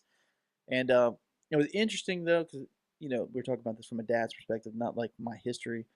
My parents were proud and everything. They still didn't kind of know what I did because none of my family had been in the military. And back then, OPSEC was pretty tight. The war was still very new, and they just knew everything had to keep a tight lid. So, like, you couldn't really tell your family you were going. We just had, like, codes, like, oh, we're going on vacation or whatever. And, communication overseas, like we were talking about, you couldn't really, you had the one sat phone situation. So it was pretty wild. But, yeah, so, I mean, when my friends who were a year younger than me in high school were getting ready to go to Gulf Shores for spring break, I was working with my unit, trying to find terrorists on the other side of the planet. I was like, man, it's fucking wild because it's a straight flight, right? So we get it on a bird from Lewis, 26-hour flight. You refuel over Germany, freeze your dick off of that plane because it's not all your gear's in there, all your Humvees and all your shit. So there's no seats. There's like the little jumper seats on the side. Oh yeah. And so it's fucking freezing. But yeah, so you straight in, and then like the door opens in Afghanistan, and it just smells like dog shit. And you're like, oh, here, how am I here? What is, like, it just felt really weird. It's foreign, dude. Yeah, I know. Well, it was extra foreign for me because I was just in high school, like a blink of an eye ago. And then I'll never forget that first day. They're like, oh, go to the supply shack, get your shit. So it's big boy rules. These guys are operators, but like they're not used to that high. Nobody expected that short term 3 week, and then just like being able to go through everything in like 8 months and be on the other side of the world with a special ops unit hunting terrorists. Right, it's crazy. And with no actual experience. I just went through all my training stuff. Like, I haven't been out with my platoon working and doing drills. Yeah. I had no time. So, because the op tempo. And so, like, I go to this, like, supply hooch. Like, what do you need, man? You need some frags? You need some rounds? I'm like, I show up, like, to my... Did you have a grocery cart? What did you have?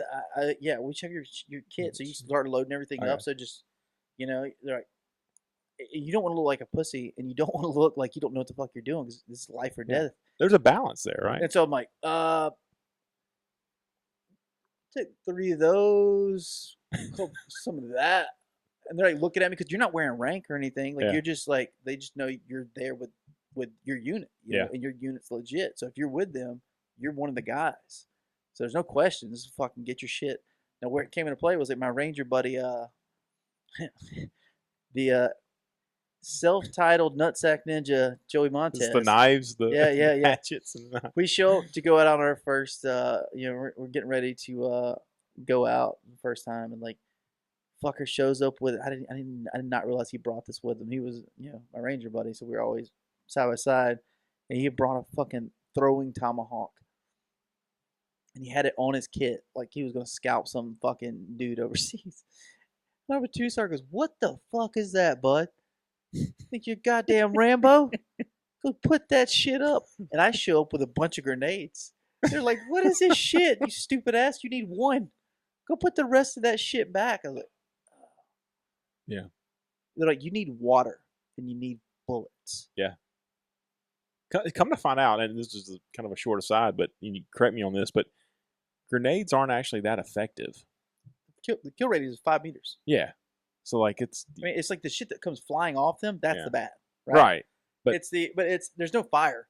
That was the most disappointing thing Yeah. ever. When you like learn to throw grenades and you see shit explode, and you just see and you just see this little blast wave. But there's no fucking flames like in the movies. Yeah. That's so disappointing. There's no theatrics about it. It is all this shit is not nearly as theatrical as Hollywood makes it. It's which makes it kind of more scary because it's just like the gore is way more real, right? But I just never found it as jarring. Like, and I don't know how I flattened out like that, but like one of my infantry buddies, like, we're going to the range and like I had a jam and I just stayed calm. Like, you never know how you're gonna react when like grass starts popping around you from bullets, whatever. But I don't know. Just some people compartmentalize it better, and it's not even like the same all the time because I knew a guy in our mortar section who who had been in firefights before, but he froze on one. He just fucking froze, and nobody couldn't really explain it. It just he didn't put that box away that day or whatever. And so I get back. I can talk about that shit all day, but we get back that first one, and I definitely wanted to go home right after. How long were you in Afghanistan? Total? Classified. Okay. Actually is. Well. But no, I mean I think it's classified. I don't know. I wasn't over there very long because Rangers don't do long deployments, right? Yeah. So we do 45-day deployments, 90-day deployments. Like they're not long deployments because it's not what we do. We're not there to occupy space. We're hunters. Yeah. You get a list of like the Army Times just did a huge article because First Bat just came back on rotation and they kill or captured 1,900 terrorists on this last deployment, right? I saw that, yeah. So yeah, I mean, you just get a hit list of shitheads, or bad dudes, of known bad dudes. The intel community is like, these guys are bad, right? And being more educated now, it is a very blind faith that we're going on with that kind of mission. But yeah, so all I'll say is, and it was I was really bummed out. Like, part of the blood, the honor in being in a unit like that is like there's no bells and whistles, there's no parties, there's no parades. You leave under secrecy and you come back. So that we get back and like the bird gets back and all these dudes' wives are there and it's just their wives. There's no media coverage, there's no parades. Come back under the veil of night and you just get silently ushered back to your unit where you immediately grab all your friends and go to the strip clubs to spend all the money you just earned, which is what junior enlisted people do. Yeah. And in Washington State, they don't serve alcohol in strip clubs, so when you're 18, you can still get in. Yeah. There you go. But fully nude too, right? And then I got go there for the fishing and stay for the clubs. So that's kind of their motto. That's when I got the lightning bolt tattoos, if you remember. Yeah, I do. Yeah, I thought it was super funny. Like I felt kind of badass, but I had to put like a joke with it, so I put these cartoon lightning bolts tattooed on the insides of my arms.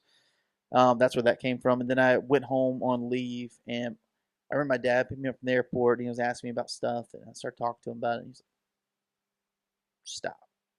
He's like, "I don't need to know you're out there doing stuff like that. So just be safe and never talk to your mom about this stuff." I was like, "Cool, sold, got it." But the sense of accomplishment. Oh yeah, and, no, and pride after and all that.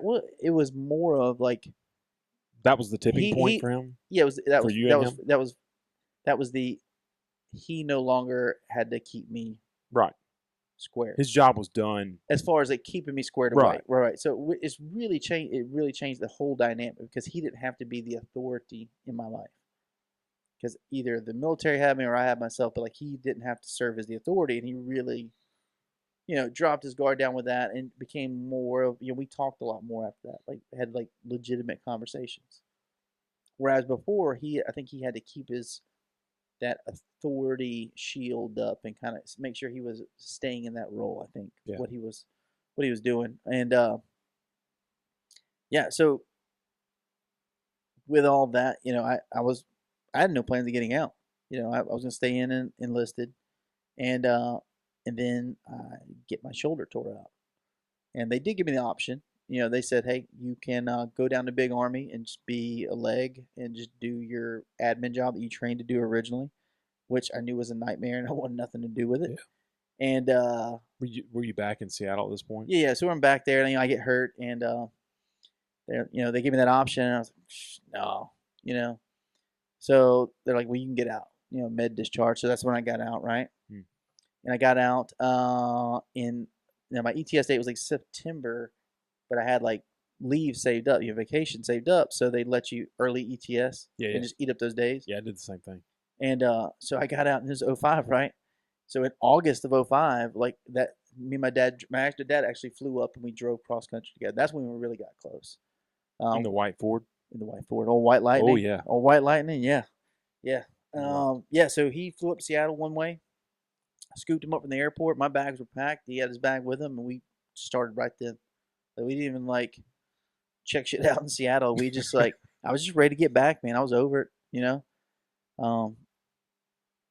Hindsight, I wish I'd Stopped and smelled the roses a little bit? Yeah, I've never been one to stop and smell the roses, man. I just want to move on to the next thing. Yeah. I just want to get to that next phase. What was that ride like? Well, how long It was good. It was a 3-day ride, man. So we went diagonal, and we went like from Seattle back to Mobile. We cut through a lot of states, saw a lot of cool shit. We just had a big one of those big Tom's map, big ass, road atlas, and it was just me and him, man. Did that road trip, listening to like comedy on CDs. I remember like Rodney Carrington, like those guys, and just different comedians, and just talked about him, my mom, me, and what I wanted to do, and just got close. It was good. It was good for us. Some of the takeaways on what you told him you wanted to do when you got back. Where were you headed from that point? Did he ask, or did you share? Or? I mean, I really didn't have an idea, to be honest. I knew I wanted to go to college. And I figured I'd make it up, as I went. But I was like, I know I can be successful in college. I'm smart. I had scholarship before. I was like, and that was the game plan. It was just get to college. I had no actual aspiration of doing anything much after. And then, we take that big road trip together. And this is 2006? 5. 5? Yeah, we get back, and then Hurricane Katrina hits. Yeah. The week after I get back, which shut everything down that first semester. And then I was actually in the desert. Yeah, you were there, but I got back and got set up, and then immediately get smashed with Hurricane Katrina. So the neighborhood was shut down. You had to use a 4x4 to go pick up ice and like supplies and stuff. It's a nightmare. It was in August. It was hot as balls. So all that like humidity, just stagnant water being around, and the heat comes in right after Katrina. It's over 100 degrees. Fucking terrible. But yeah, I mean, and I was helping my parents out, my grandparent, my grandmother at the time, and all this stuff. So that led me back to school. And right when I started back college, I started, being a personal trainer, which I really enjoyed, which led me to start my own personal training company. And then I was, when I was serving was working as a personal trainer, that's when I met who would be my future ex-wife. Mm-hmm. That's where we met at that gym, and then we ended up, Well, so back up, and I'm not going to get derailed on this too far, but between the time when you got out, so even when you got out, was there a sense of, I'm not going to say, I mean, did you feel like there was disappointment, obviously? Yeah, I mean, so when I left, which is crazy because I went from, Mobile as like a couple of days after graduating, straight in the military. And the only other experience I had with Mobile was just when I was home on leave visiting friends and just, just partying essentially. Yeah. So in my mind, I wanted to go back to Mobile because it was super fun. Yeah. I didn't realize as an adult, it kind of sucked at the time. Yeah. And so like I got back there and I was like, party. And everybody's like, no, we got to work and shit. Like, you're not on vacation. Like, we're just here now. Yeah. Like, oh, gross. Oh, I've done something terrible. I was like, shit. And it was tough, man. Like, I got into a lot of fights when I first got out. It was like the intensity, like in Ranger Bat, right? Like, if I get in an argument and like we're buddies in Bat and like we get an argument about something, we just jump on top of each other and start fighting. Like, and we start rolling and grappling until one of us taps. And there's no animosity. You deal with things with violence, right? Yeah. But we are comfortable with that violence? Like I got my shoulder checked because we were doing like ultimate frisbee, and every time you got you bumped into somebody, you just fucking went straight to a grappling thing and doing jujitsu, and arm barred, and my shoulder got ripped to pieces, Yeah. And just shit but like it was, that's what we did all the time, and that's why Rangers aren't allowed in a lot of places around the Seattle area. Just really rough. Dude, Rangers are allowed in like most of the bars in Seattle or Tacoma. You're not allowed to go back to the still. No hell raising around Yeah, here. it is, because like you're just like with the mentality you have to kick in a door when you know there's like bad dudes on the other side that may or may not have guns on it. Just that mentality they breed into you. What, they check tattoos at the door or something? They I say don't that? know how that it works, but I mean, Stereotype. There's not a lot of us, and Yeah. we all look alike. Yeah. And kind of guilty by association too, right? You show up with somebody and then they get in a fight and Oh race yeah, hell. They're like 100%. every one of you out the door. Yeah, Yeah. So I got you. um, So hold on, so getting out, huge transition back into civilian life. I want to. yeah, no. So stress that this. Let's camp out on this transition, for a minute. it was, and man, like, do you remember I got like the whole throat thing, and then I got stabbed once when I was in Seattle with Yeah. a freaking screwdriver from jumping into a pile of dudes thinking I could fight more than like a dude. Yeah, totally sober too. Totally sober. Yeah. Yeah. These scars are sponsored by alcohol. No, man, but like the normal mentality of like a person to turn around and go the other way. Yeah. When you're being faced with overwhelming odds, and you just bite down like fuck, it just amps you up more the harder it is. Like, oh, this is hard. There's a bunch of you. Fuck yeah. Like you just want to dive into it, and you're just because I can't explain if it's you can't comprehend. I don't think it's that you don't like that fear. I think it for somehow it gets wired to like to motivate you or to move towards it. Yeah. To conquer it, right? So it's like I don't have to be afraid of you if I beat you. I don't have to worry about you if I beat you. So, oh, there's a big scary problem. Cool, I'm coming right at you. So I don't want you there anymore. So I have to overcome you. So I don't have to deal with you anymore. So it's this kind of like finality of just, oh, you shot at me overseas. Like we don't like duck and hide, try to escape enemy fire. It's not a retreat thing. It's we're gonna keep bounding towards you till we find you. You don't shoot at us without consequences. You don't come at me with an obstacle without consequence. The mentality, like I said earlier, it doesn't serve you well necessarily all the time because you'll bite off more than you chew and get your ass kicked. It's hard to turn it off. Yeah. It was. I say it's hard to turn off. It's just that mentality of just digging in. And I still have it, but I also, it's been tempered by life, by adulthood, fatherhood, my career, like learning when to. Do you think that's, and I'm not trying to get derailed here, but do you think that's also, how hard do you think that is for like professional athletes and especially fighters nowadays? You see what happens to be able to turn it off. It's how not, do you? And people say it like it's a turning something off. It's not a level of intensity you turn off or on. It's how you deal with conflict. Mm-hmm. Deal with conflict by smashing it. When your profession is violence, you deal with conflict by smashing it, and you're literally training to become super efficient at it. Fighters train to. As a fighter, your job is to hurt the other person, to turn their brain off or to break something on them. That's their job. To win a fight, I have to break you, break a bone, break an arm, break a leg, Or with knock a you hole, out. choke you out. I got to shut you off. Yeah. I got to make it where your body doesn't work anymore. I got to turn your brain off, right? Yeah. So ours was, obviously the same way. It's cool. We'll react to fire, or if they don't have weapons, you have to incapacitate them and bring them down, without shooting them. So violence, and they breed it amongst each other. We have to be comfortable with violence all the time. So it's encouraged for. I mean, when I was getting ready to get out, a pack of Ranger privates attacked a regular Army unit and they instigated because some probably brand new lieutenant thought he'd be hot shit and thought he was okay to jog his PT formation through our driveway thing to the other side to the other road. That's not a cut through, buddy. It says on the big blacked out gate, "Do not enter." And somebody told the Ranger privates to go over there and ball them up, and they did. They attacked a non-Ranger. They just attacked them and kicked the shit out of them. And when we got down to reception, going back to that, I remember the NCOs in charge of that. They were telling the regular Army dudes that came in to get ready to go to their units, do not mess with the guys in black PTs. Those are Rangers, and they will fight you, and they will kick your ass because there's a lot of them, and they all love to fight. Like I remember that was part of the briefing. It was part of the Fair briefing. warned. It is. They told them. They told those regular Army dudes, they're like, do not mess with them. Yeah. They will come at you. Like they're ravenous little angry men.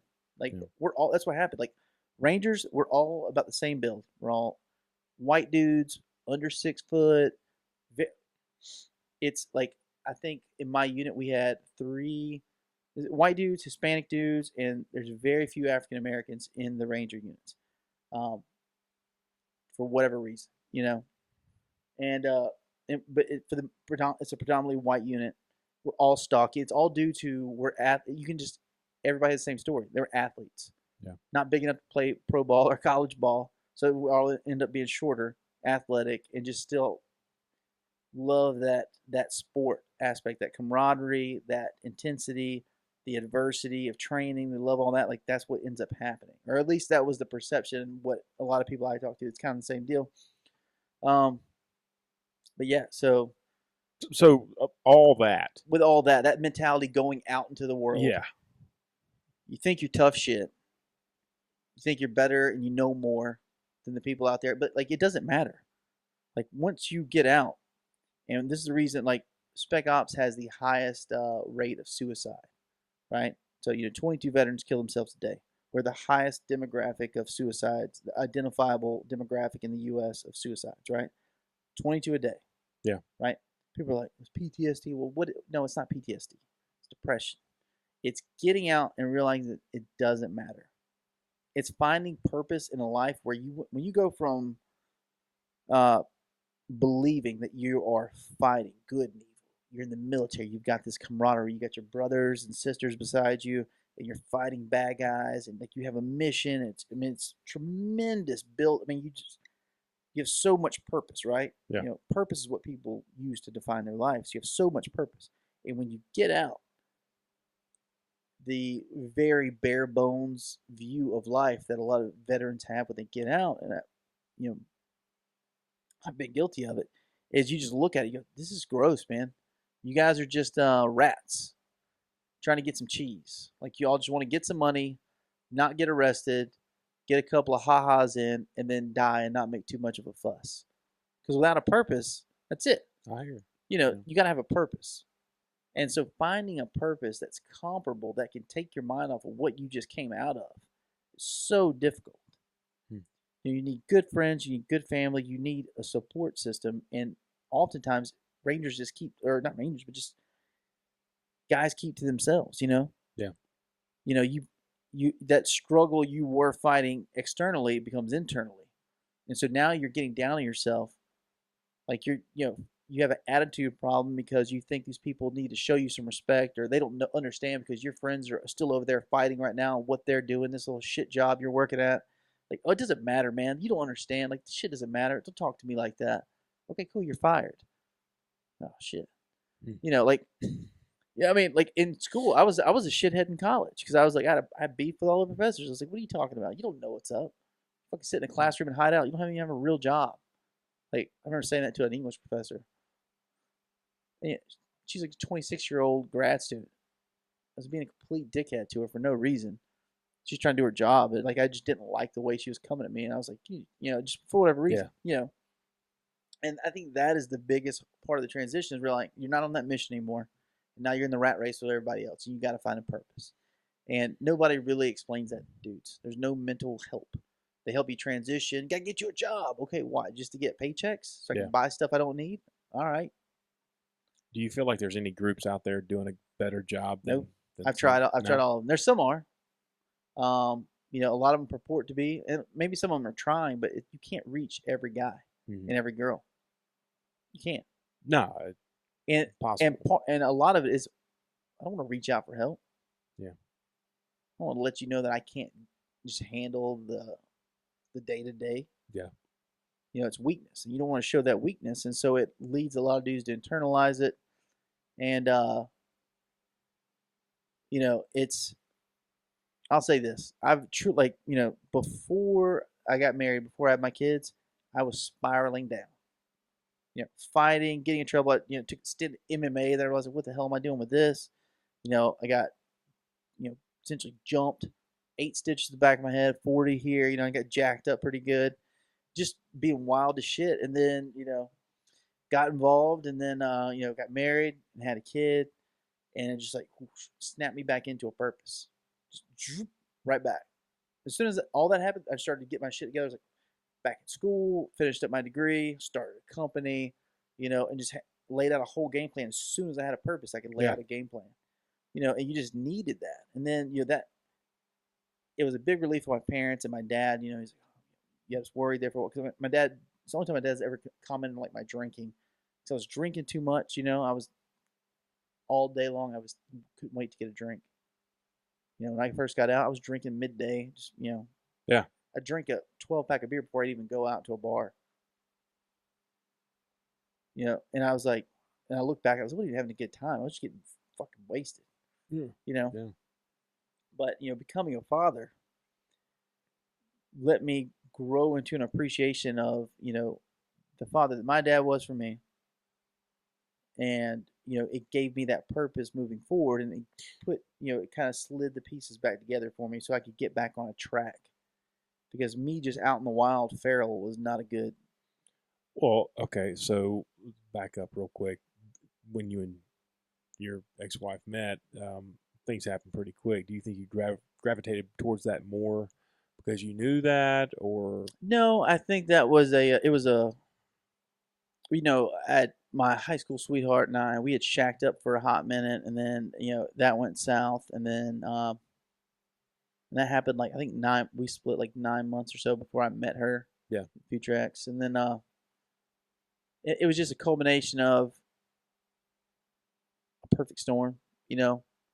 She said all the right things, kind of slid in there, and like I was like, oh, this is cool, and then you know, it all just kind of for whatever reason, like just different aspects, like where I knew I needed to get my shit together. yeah, And part of me going out all the time was chasing girls and doing whatever, oh, yeah. and like having a female partner that like I was already there with, even if we were still going out, like just that, how it is, Oh, yeah. you're just out on the prowl, looking for Whatever. out there looking for a significant other, For whatever. looking for my soulmate to share a hot tub with, um out there doing that was a big piece of the puzzle. I was like, okay, cool, I got that. All right, so what else do I need to do? School, get no, I didn't even start back school first. I started my company first. Yeah. That motivated me to go ahead and quit working for that gym, and then started my own personal training company. And I really started making some good money. And then I was like, I'm gonna get back to school. So I get back at school. We have the baby, um, and becoming a father when she was pregnant was really weird. Like I was really sold on being a dad. I never thought about having kids. I never like wasn't looking forward to being a dad. It was just something that came up, and I was just I was into my ex-wife at the time, like when she was still cool or we were cool or whatever.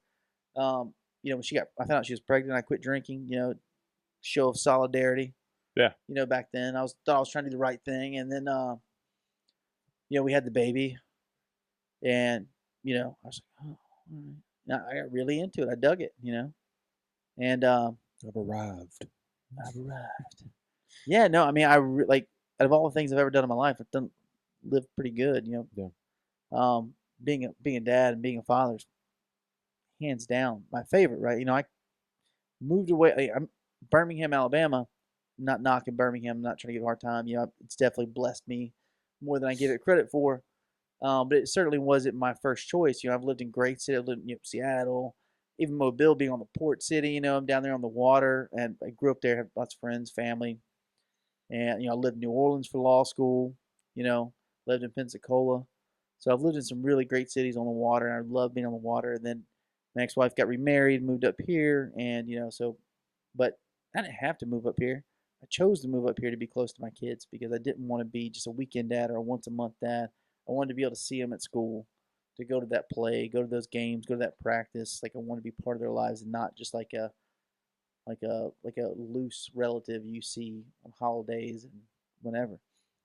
So we had my daughter, and then things in the marriage after that started going south. And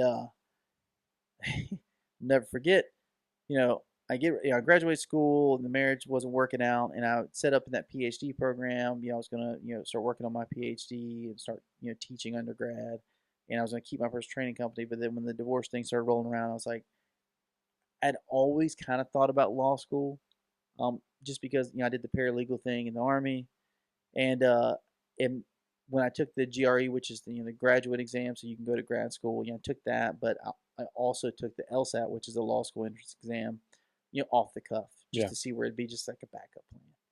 And I did well enough on it to get in some schools, and so I, you know, informed the department I was going to be working with, the geology department, that I wouldn't be taking the position. I wouldn't be, I was going to go to law school instead, and sold the personal training company. You know, served her with divorce papers or whatever we did, or I was told her we were getting divorced, it's not gonna work. So all this happened in like a week, and you're making all these big decisions. I took my time and thought about it and thought about what I need to do, and then by the end of that week, I got registered in school in Loyola in New Orleans. Did have my company more, so I was 100% in, right, sold out. And then like on that Friday, she like called me and was like, "I'm pregnant." Yeah. That was my son, your So godson. yeah, so there's a lot to unpack there, but go through as best you can. Um, being a dad and having to make the decision to That was tough, man. Like I was really close to I took my daughter to school every morning. Took Yeah. her to daycare every morning. So like I had that personal training company still. So my first client was at 5 a.m. So I'd get up 4:30, get ready, go train from 5 a.m. till about 7:30 a.m. Wake my daughter up, get her fed, dressed, get her to preschool.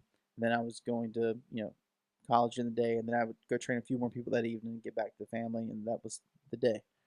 So I was real close with her. I had her every morning, didn't miss anything with her. And like as things were spiraling out of control, yeah, we're getting up there. As things were kind of spiraling out of control with the marriage, and I realized it was going downhill. I was like, man, we went to multiple counselors. Like I did not want, I did not want to get divorced. Like even if I didn't like her, I was like, can I live with her for the sake of being there with my daughter? I started thinking about all the consequences that would happen if we did get divorced. Dealing with my kids and all the other stuff, and it was a mixture of like digesting what I perceived. I had no idea what was going to happen. Digesting the what I perceived to be the negative consequences of divorce on myself, my daughter, and just even my daughter's mother. Because she's still part of. We're still the parents of my daughter. So it took a while to. It took. I mean, I thought about it for a long time. It was in the back of my mind, and then just we got to that point. That was it. And by the end of that week, she informed me that she was pregnant. I was like, with what, a food baby? Like what are you talking about? You can't be having kids. We hadn't even. We weren't. It just on the one time. All it takes is one. oh yeah, Got the Michael Phelps swimmers, dude. Get in there. No, so she was pregnant, and we were still going forward with the divorce.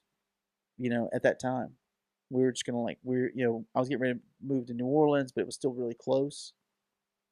It's a 2 hour drive, so you'd already been accepted in law school. yeah, I mean, I already had an apartment and everything. Yeah. So, and then as she became further along in that first semester, she got into that first trimester, she started getting real sick, and she was having complications, and we were worried about the baby, and it was just too much emotional stress on her and the baby, and we just we said, all right, let's just fake it, just pretend this isn't happening. And so we did that until the baby was born, and then the summer came along, and everything went right back to the way it was, and we're like, fuck it, back on board with a divorce. And then so following that, man, that led me into that whole single dad time, dealing with that newborn. Yep. And my 3-year-old, 2.5, 3-year-old at the time, and just being with them by myself because she wasn't breastfeeding, so like they were on formula, so they didn't have to be around her. So I had them, carrying them around the little carrier, going into my daughter's potty training. Like I told you, you got to go to ladies' rooms where go clean the seats and get late and set up, and then make sure she's good, and then I go sit in the corner and hold the baby because family restrooms aren't real. They're just Target, yeah. and airports, and WalMarts. So, and then people always judging you, looking like there needs to be an Amber Alert. When you're around with your kids, because like we talked about, we said in the last podcast, I'm covered up in tattoos. I think I was 27 at the time, so I looked younger, and they're just like, who the hell gave this guy kids? And A newborn at that. yeah, newborn, like a brand new baby that looks like it's supposed to be on a mom's teat. They're like, where in the hell are the adults or a female to take care of these kids? But it was good, man. We grew close. Like my daughter and my daughter. I remember when I came up here, my son was still very young, so he didn't have memories of all that, all the stuff we did together. So he hadn't developed. Children. I think I read that the memory doesn't really start retaining that stuff until they're about 5. So he had no memory of all the stuff we had done before. He'd seen pictures here and there. He was kind of confused about it. Stepdad was like, he didn't know. He didn't know. When they moved up here, and so he would give me shit. Like he would like. He was confused about like me because he felt this conflict and tension between me and his mom, and he wasn't sure like how big of a role I'm supposed to have in his life. I could just tell he was trying to figure stuff out. And he said something, and Leighton stood up for me. She said, "You don't know what Daddy sacrificed to be here with us, and you should be not." And I was like, "She is paying attention." Yeah. Because I never talk about that. Yeah, out of left field. That never talk about that stuff in front of her. I never naysay her mother. Ever, because they need to respect their mother. They got one mom. I don't even have a girlfriend, so there's no like candidate for stepmom. Yeah.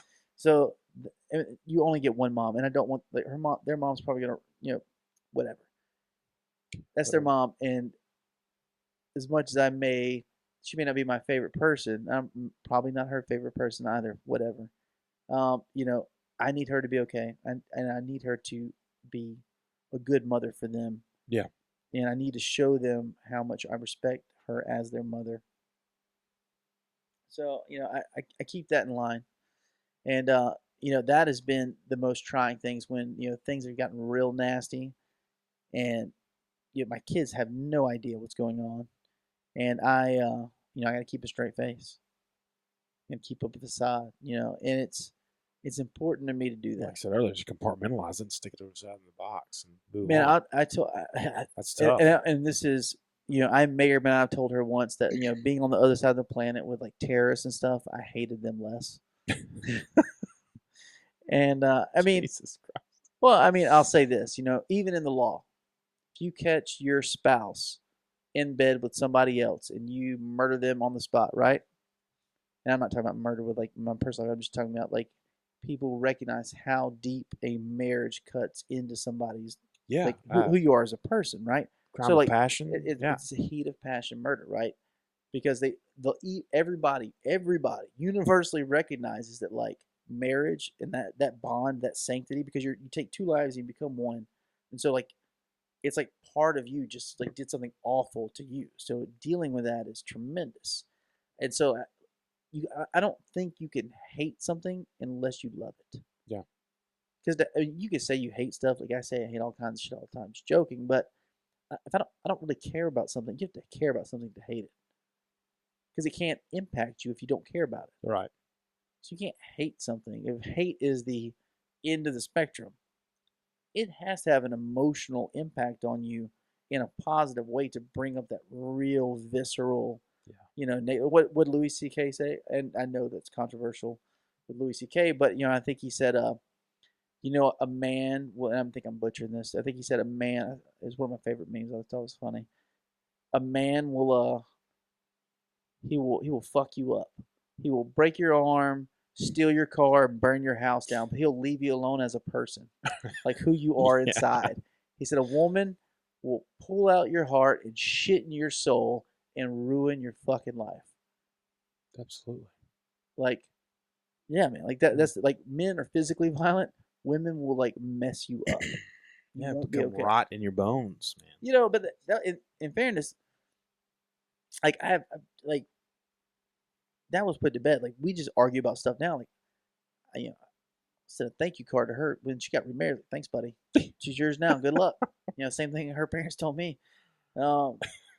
you Just know, return the favor there. just return the favor. Yeah, no, I appreciate it. But with all that said, now my career's here. Things have leveled back off. She's married. My kids are older. My son just turned 7. It's huge, a great birthday. My daughter will be 11. I know, man. 11. And So big. dude, having a kid working on a doing homework on a laptop on the other end of a couch, and I'm on the other on my laptop doing. I'm like, how am I that old? It's reality, man. Sinks in. Like I'm barely an adult. Like at work, I'm very responsible. Off work, I'm barely an adult. You've seen me. I have. Yeah, I look like there should be somebody escorting me around. And I still get in trouble. I get in trouble all the time. I had the police called on me in Greenville for yelling at a clerk. I get so mad. They didn't want me to work out that day, man. I wanted to work out. Oh, that's the Planet Fitness. The barcode. Planet Fitness in Greenville, South Carolina. Hey, you know what? The corporate office, though, they did me right. I had calls all day. So I called and complained. That chick was crazy. My barcode didn't work. And I was like, well, can we call somebody? She's like, sir, I know how to do my job. I'm just trying to work out. I don't care. Can I just, we do something? Sir, I don't need more of your hate speech. I was like, what? What hate speech? I'm just trying to work out. What are you talking about? Stop telling me I can't do my job right. I'm like, what? I'm not incompetent. Yeah, that's where it was going, and she said, sir, if you don't leave right now, I'm calling the police. I'm like, it's like at 5:45 in the morning. I was like, what the fuck? I've had men in my life just like you. Yeah, my whole exactly. life. Exactly. I was like, fuck. You know what? Mm. And yeah, so that was, I'm just saying, I don't know how I got on that. No. Well, that brings us back almost full circle to where we started. All these semicircles. You're Man, big on yeah, these dude. circles. I got the circle down pat. I- Bubbles, circles. I know what shape you like, sir. So yeah. So bringing it back full circle here to when we started out talking about your career now, where you're at as a father. I think we talked about your dad, all the transitions in life you went through, and all the different seasons in life where, high school, military, just how that relationship progressed, and then now with your kids. Yeah, man. It's been getting to where I'm at now, and the relationship I have with my kids is so good. And I joke with you all the time, like about that. It's like I have too many best friends that can't drink. Yeah. Like that's it. Yeah. Like it's we all like they're my children, and so they grew up hiking with me and doing fun stuff. Like so, they like all the same stuff I like. They have my same sense of humor. So I mean, it's so good, man. So it's 7 and 10-year-olds, so they're silly. Yeah. So you hear us like we're always dude. we're always laughing and cutting up. So just cracking jokes, and it's a good time. Like, and I appreciate it. And I think about that now. I think about like my dad, the guidance he's been able to give me, and like being able to like and see. I see the good that he gave me, the support that was there and the intent that was there in raising me, and the. But I just I was like I don't think he was. I think he did the best he could in the situation. I think that is just what he thought he needed to do. But you know that. I know. That's what I'm saying. Like Yeah. the intent, 100% get it. Absolutely. I'm just going about it in a different way. Yeah. And I hope it works. There's won't know. Somebody actually, Jacqueline's Your ex-wife, Jacqueline. my ex-wife, her grandfather, who's a great guy, who Live in Montgomery. he said something to me. I thought it was really important. And it's so true. It's probably one of the truest things I've ever heard. I think we should get through this and just talk about it for a second, and just wrap it up. But he said, you have you are a small contributor to your children, how they grow up and what they grow up to be. Because think about it. Once you hit school age, kids are at school all day. Your parents only see you, 2 hours in the evening? Fraction of your time. 2 hours in the evening? They're not the biggest factor in your life. They're not the ones shaping you. Where they live, the school they grow up in, their friends they're around. If there's 24 hours in a day, they're at school 8 hours a day, right? Yeah. Up in the morning, whatever. So the parents get off work at 5. Kids are in bed by 8, 9. Yeah. So a quarter of the day, they're responsible for a quarter of a kid's. Not even like okay, take sleep out. It's less than that. I mean, it's such a small fraction. And he said this. He goes, but the one thing a parent is the sole contributor of is how to raise children. And so you won't know how well you raised your children until you like a parent won't know how well he or she raised their children until they see them with their own children. Yeah. Because that's how they learn how to raise kids. The lessons and the work. That's when you reap what you sow. Yeah, you can't help what the world turns your kid into and how they grow up until you see them with their kids, and that's when you'll know how good of a job you did. Yeah. And I was like, it's 100% right. There's no other way to look at it, right? Yeah. The only person that showed you how to raise kids your whole life were your parents. Yeah. There's no measurable or. Yeah, there's no.